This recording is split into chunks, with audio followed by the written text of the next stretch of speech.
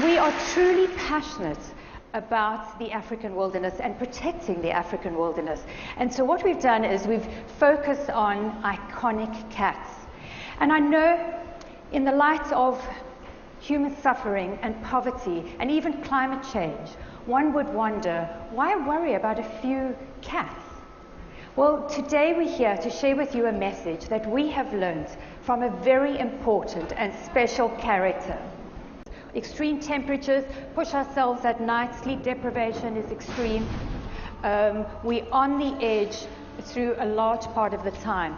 But for 10 years we tried to capture lions and elephants together and never ever managed until this particular night. And I have to tell you that it was a disturbing night for me. I had tears rolling down my cheeks. I was shaking with anxiety.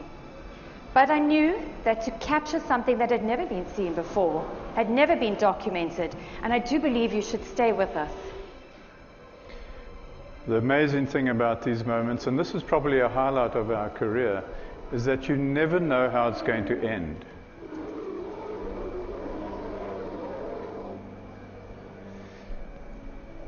Many people believe, in fact, that death begins in the eyes, not in the heart, not in the lungs. And that's when people give up hope, or when any life form gives up hope. And you can see the start of it here. This elephant, against overwhelming odds, simply gives up hope.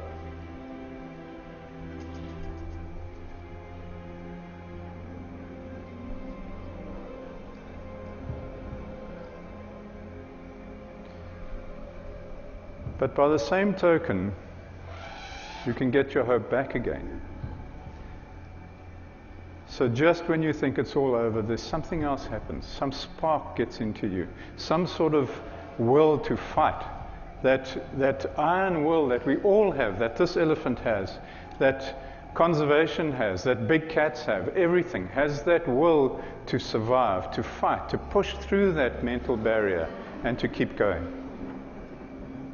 And for us, in many ways, this elephant has become a symbol of inspiration for us, a symbol of that hope as we go forward in our work.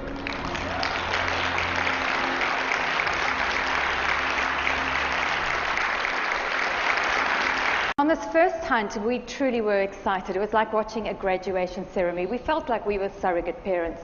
And of course, we knew now that she was going to survive.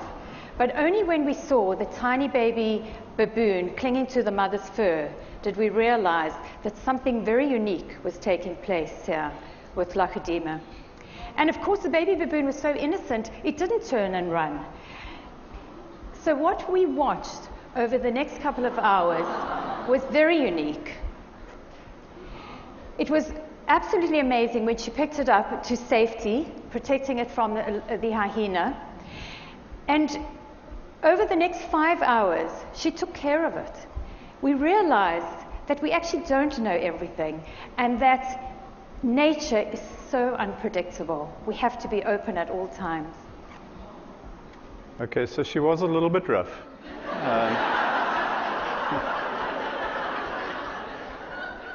But in fact,